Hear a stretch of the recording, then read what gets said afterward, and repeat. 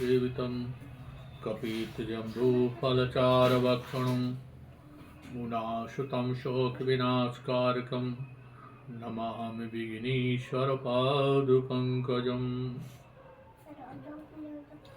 या श्री स्वयं स्वपतनां भवनी सुलक्ष्मी पापात्मनां हृदयां हृदयेशबुद्धि श्रद्धा सतां कुलजनस्प्रभव सुलज्जां तां त्वां नताशु परपालिनी विवेशम्।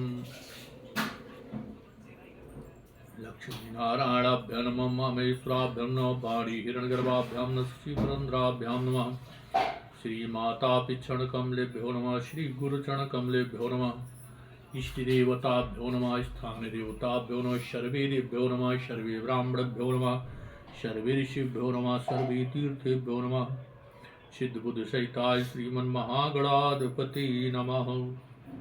जगज्जननी जगदम्बा पर अम्बा को प्रणाम करते हुए सभी ऋषिगणों को, महात्माओं, सज्जन, विद्युत समाज, आए हुए भक्त और भगवान सभी गुरु भगवान के चरणों में प्रणाम करते हुए आइए अपनी मना शुद्धि करने के लिए सर्वप्रथम हमें भगवत भजन की आवश्यकता होती। 2 बार भगवान का संकीर्तन करते हुए अपने मन को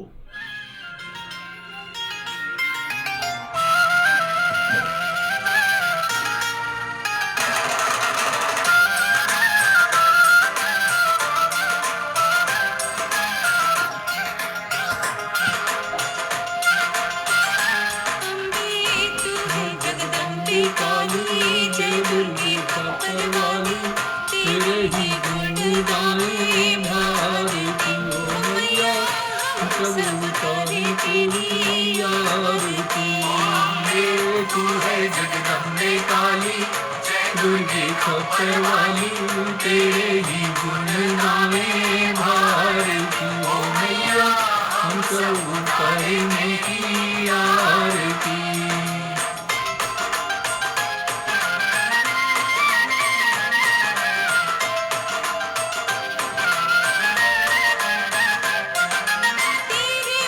जहाँ पर मैया भीड़ पड़ी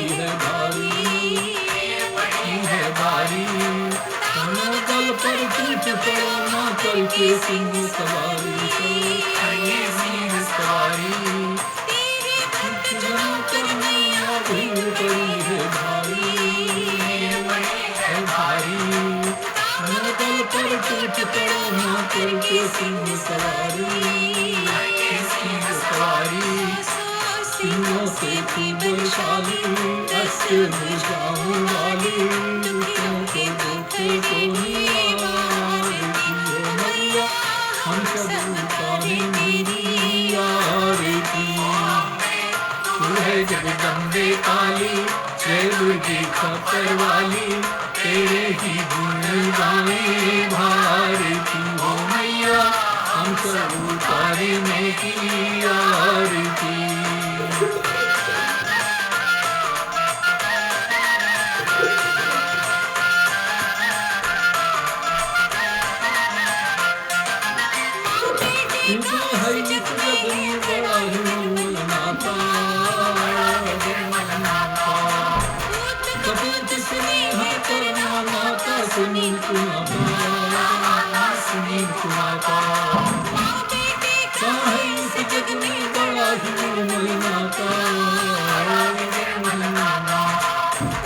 कपूत स्नेह करुणा माता सुनील माता वाली स्वामी वाली या भवरे से उबारती हो मैया हम सब आरती। तू है जगदम्बे काली जय दुर्गे खप्पर वाली तेरे ही गुण गावे भारती हो मैया हम सब उतारी मेरी आरती।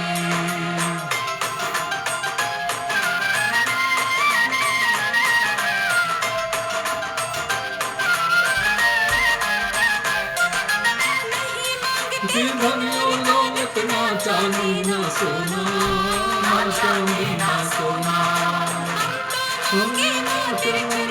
एक छोटा सा कोना, छोटा सा कोना। इसी करोड़ दौलत ना चांदी ना सोना, चांदी ना सोना। तो मांगे ना चरणों में एक छोटा सा कोना, छोटा सा कोना। बिजली बनाने वाली, नींद बचाने वाली, सत्यों के सत्य को संभालती हो मैया, हम सब ऊपर की आरती। तू है जगदम्बे काली, जय दुर्गे खप्पर वाली, तेरे ही गुण गाए भारती हो मैया, हम सब ऊपर की आरती।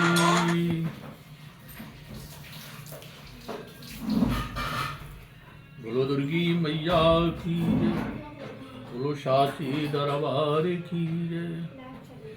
कल कल कलोद करती हुई नादनी श्री पावन गंगा के तट पर बालू के आसन पर विराजमान भगवती माँ सभी भक्तों को, देवताओं को कथा श्रवण कराती हुई आज नवरात्र का तृतीय दिवस, तृतीय दिवस में माँ का पूजन करते हुए प्रथम शैलपुत्री चा, द्वितीयम ब्रह्मचारिणी, तृतीयम चंद्रघंटेश, चंद्रघंटा का आज पूजन करते हुए माँ को श्रद्धा भाव बड़े प्रेम से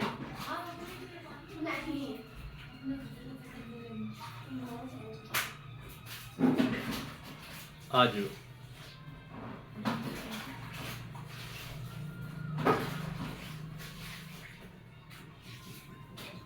लोकपालों का वर्णन, पर्वत का वर्णन, हे नारायण हे नारद, इसके आगे लोकपाल नामक पर्वत है जो प्रकाशित तथा अप्रकाशित दो प्रकार के लोगों को विभाग करने के लिए उनके मध्य में स्थित है। हे देवर्षे, मानसोत्तर पर्वत से लेकर के सुमेर पर्वत तक जितना अंतर है उतनी भूम स्वर्णमयी तथा दर्पण की। इसके बाद सूर्य की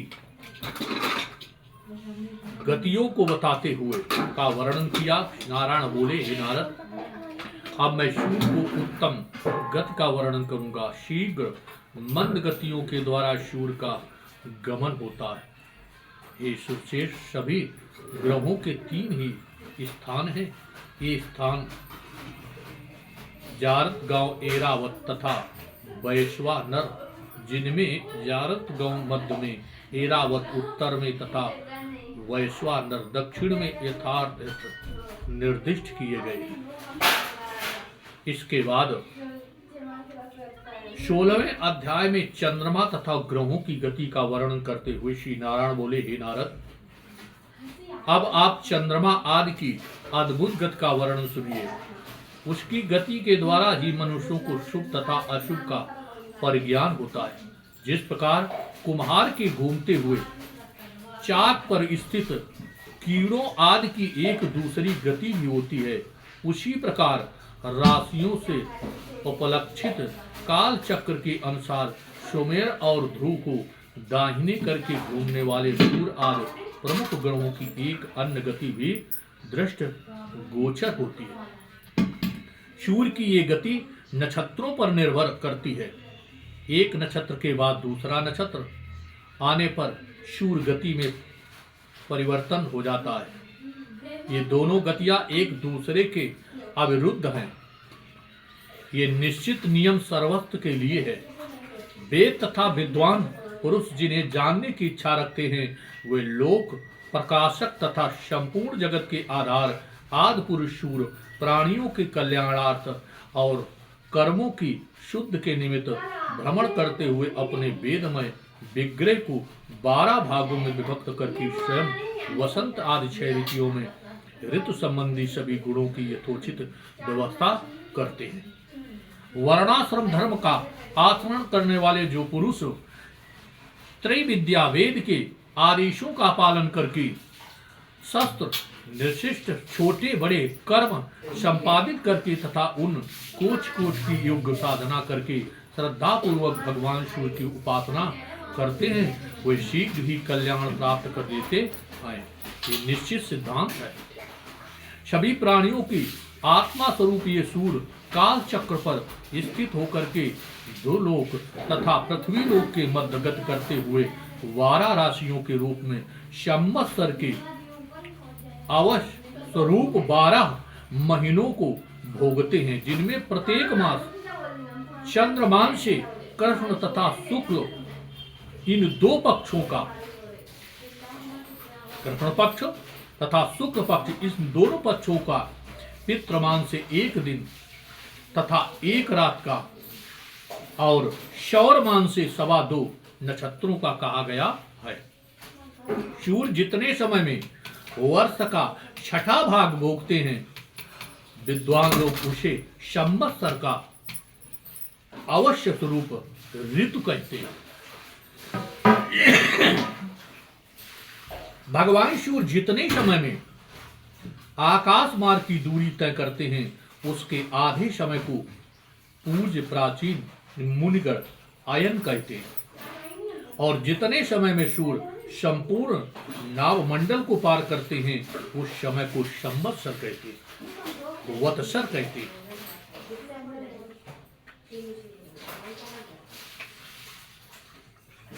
इस प्रकार वत्सर 5 प्रकार का कहा गया है। संवत्सर,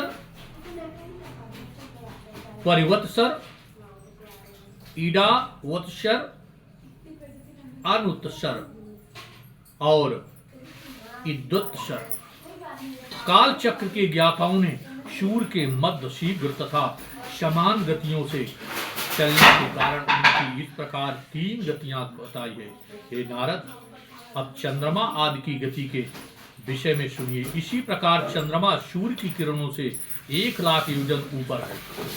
औषधियों के स्वामी ये चंद्रमा सूर्य के 1 वर्ष के मार्ग को 2 पक्षों में 1 महीने में तय किए गए मार्ग को 2.25 दिनों में और 1 पक्ष में तय किए गए मार्ग को 1 दिन में भोग लेते।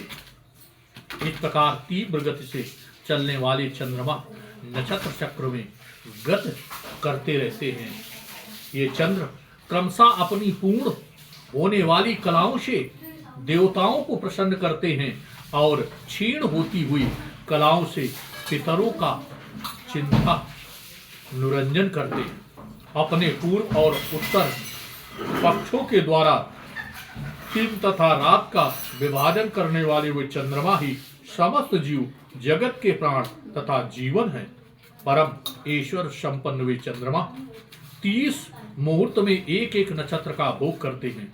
16 कलाओं से युक्त मनोमय, अनन्यमय, अमृतमय तथा श्रेष्ठ अनाद पुरुष वे भगवान चंद्रमा देवताओं, पितरों, मनुष्यों, रेंग कर चलने वाले जंतुओं तथा वृक्ष आदि के प्राणों का पोषण करने के कारण सर्वमय कहे जाते हैं। चंद्रमा के स्थान से 3 लाख योजन ऊपर नक्षत्र मंडल है। अभिजीत को लेकर के इस मंडल में कुल नक्षत्र संख्या में 28 गिने गए हैं। भगवान के द्वारा काल चक्र में बंधा हुआ ये नक्षत्र मंडल मेघ को दाहिने करके सदा भ्रमण करता रहता है। उस समय भी 2 लाख योजन ऊपर रहने वाले शुक्र कभी सूर्य के आगे तथा कभी पीछे और कभी सूर्य के साथ साथ तीव्र मंद और समान गतियों से चलते हुए परिभ्रमण करते रहते हैं। ये प्राणियों के लिए प्रायः अनुकूल ही रहते हैं। इन्हें शुभकारी ग्रह कहा गया है। ये हे मुने, ये भार्गव शुक्र वर्षा के विघ्नों को सदा दूर करने वाले हैं। शुक्र से भी ऊपर 2 लाख योजन की दूरी पर बुध बताए गए हैं। ये सभी शुक्र के ही समान तीव्र मंद तथा समगतियों से सदा भ्रमण करते रहते हैं। ये चंद्रपुत्र बुध जब सूर्य की गति का उल्लंघन करके चलते हैं, उस समय ये आधी, विद्युतपात और भ्रष्ट आधी वगैरह भ्रष्ट आदि के भय की सूचना देते हैं। उनसे भी ऊपर 2 लाख योजन की दूरी पर मंगल है। हे देवर्षे, यदि वे वक्र गतियों से न चले तो एक एक राशि को 3-3 पक्षों में भोगते हुए 12 राशियों को पार करते हैं। ये प्रायः अशुभ करने वाले तथा अमंगल के सूचक हैं। इनसे भी 2 लाख योजन ऊपर बृहस्पति हैं। यदि ये वक्री न होकर के भ्रमण करें तो एक एक राशि को एक वर्ष में भोगते हैं। वे प्रायः ब्रह्मवादियों के अनुकूल रहते हैं। उसमें से भी 2 लाख योजन ऊपर भयंकर शनि है। सूर्य के पुत्र कहे जाने वाले ये महाग्रह शनि एक एक राशियों को 30-30 महीनों में भोगते हुए सभी राशियों को परिभ्रमण करते रहते हैं। श्रेष्ठ काल ज्ञान पुरुषों ने शनि को सबके लिए अशुभ बताया है। उनसे भी ऊपर 11 लाख योजन की दूरी पर सप्त ऋषियों का मंडल बताया गया है। ये मुनि, वे 7 ऋषि प्राणियों के कल्याण की कामना करते हुए जो वो विष्णु पद है उस ध्रुव लोक की प्रदक्षिणा करते हैं। इस प्रकार 18,000 श्लोक वाली श्रीमद् देवी भागवत संहिता अंतर्गत 8वें स्कंद का 16वां अध्याय पूर्ण हुआ। इसके बाद 17वें अध्याय में प्रवेश करते हुए श्री नारायण कहते हैं, शिशु मार्ग चक्र तथा ध्रुव मंडल का वर्णन करते हैं कि इस सप्त मंडल से 13 लाख योजन दूरी पर वो परम वैष्णव पद स्थित है। परम भागवत तथा लोक पूजित उत्तान पाद पुत्र श्रीमान ध्रुव यहीं पर विराजमान है।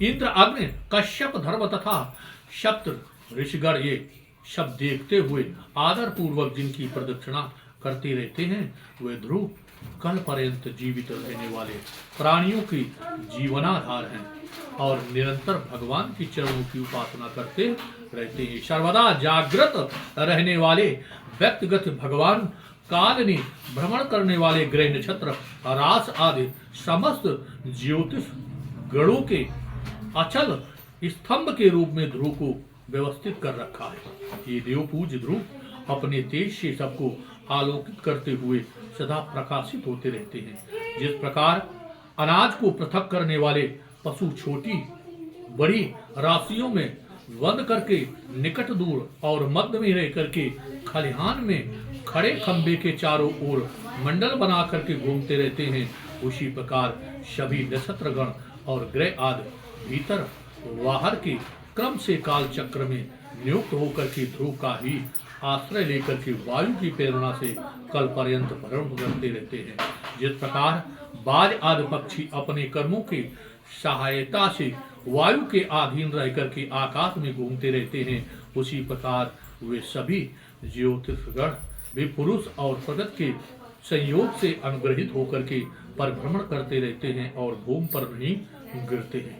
ये मुनि, कुछ लोग भगवान श्रीहरि की योग माया के आधार पर स्थित इस ज्योतिष चक्र का वर्णन शिशुमार के रूप में करते हैं, जो नीचे की ओर सिर किए हुए कुंडली मार्ग स्थित है। उसकी पूंछ के अग्रभाग पर उत्तान पाद पुत्र ध्रुव विराजमान कहे गए। उसकी पूंछ के मध्य भाग में देवताओं द्वारा पूजित पवित्रात्मा प्रजापति, अग्नि, रुद्र, इंद्र और धर्म विराजमान हैं।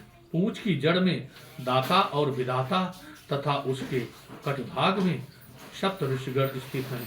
ये शिशुमार अपने शरीर को दाहिनी ओर से कुंडलाकार बनाकर के स्थित है। उत्तरायण की 14 नक्षत्र इसके दाहिने भाग में है और दक्षिणायन के 14 नक्षत्र इसके बाएं भाग में। हे ब्रह्मापुत्र, नारद लोक में जो शिशु मार जब कुंडलकार होकर के बैठता है तो इसके दोनों पार्श्व भागों के अवश्यों की संख्या समान होती है। इसी प्रकार यहाँ नक्षत्र संख्याओं में भी समानता है। इसके पृष्ठभाग में आजविथी मूल, पूर्वाखंड, उत्तराखंड नक्षत्रों का समूह और उधर में आकाश गंगा है। दाएं तथा बाएं कट प्रदेश में पुनर्वसु और पुष्प नक्षत्र स्थित है। पीछे के दाहिने और बाएं चरणों में आद्रा तथा अश्लेखा नक्षत्र है। दाहिनी तथा बाईं नासिकाओं में अभिजीत और उत्तराखंड नक्षत्र विद्यमान है। हे देवर से इसी प्रकार कल्पना विदों में दाहिने तथा बाएं नेत्रों में क्रमशः श्रवण तथा पूर्वाखांड और दाहिने तथा बाएं कानों में क्रमशः धनिष्ठा और मूल नक्षत्रों की स्थिति बताई है। हे मुने, दक्षिणायन के मघा आदि 8 नक्षत्र वाम पार्श्वों की कशलियों में स्थित है। उसी प्रकार विपरीत क्रम से उत्तरायण के मृगशिरा आदि जो 8 नक्षत्र हैं वे इसके दाहिने पार्श्व की पसलियों में स्थित है। शतभिखा और ज्येष्ठा नक्षत्र दाहिनी तथा बाएं कंधों पर विराजमान है। इसकी ऊपर की ठोड़ी में अगस्त, नीचे की ठोड़ी में यमराज, मुख में मंगल और जननेंद्रियों में शनि स्थित कहे गए हैं। इसके ककुत पर बृहस्पति, वक्ष पर गृहपति, शूर, हृदय में नारायण और मन में चंद्रमा स्थित रहते हैं। दोनों स्तनों में दोनों अश्विनी कुमार तथा नाभ में शुक्र का स्थान कहा गया है। प्राण और अपान में बुध, गले में राहु और केतु एवं सभी अंगों तथा रोमकूपों में तारागण कहे गए हैं। हे नारद, भगवान विष्णु का ये सर्वदेवमय विग्रह है। परम बुद्धिमान साधक को चाहिए कि वो प्रतिदिन सायंकाल के समय मौन धारण करके अपने हृदय में भगवान को स्थित देखते हुए उनके उस दिव्य स्वरूप का ध्यान करे और इस मंत्र से जप करते हुए स्थिति करे। संपूर्ण ज्योतिष गणों के आश्रय काल चक्र से विराजमान तथा देवताओं के अधिपति परम पुरुष को मेरा बार बार प्रणाम है, बार बार मेरा नमस्कार है। मैं आपका ध्यान करता हूँ। ग्रहों, नक्षत्रों तथा ताराओं के रूप में भाषित होता हुआ भगवान का आदिदेव स्वरूप तीनों काल में इस मंत्र का जप करने वाले पुरुषों के पापों का नाश कर देता है। तीनों कालों में भगवान के इस रूप का वंदन तथा ध्यान करने वाले व्यक्ति का उस समय का किया हुआ पाप तत्काल नष्ट हो जाता है। इस प्रकार 18,000 श्लोक वाली महाभागवत देवी भागवत 8वें स्कंद का द्रोण मंडल नामक 17वां अध्याय पूर्वा। बोलो गोविंद भगवान की जय, बोलो दुर्गी मैया की जय। धर्म की, अधर्म का, प्राणियों में विश्व का, गौ माता की, गंगा मैया की, यमुना मैया की, सरस्वती मैया की, वृंदावन बिहारी लाल की, अयोध्या धाम की, गुरु भगवान की, माता पिता की। हर हर महादेव नमः। पार्वती पते हर हर, जय गंगाधर।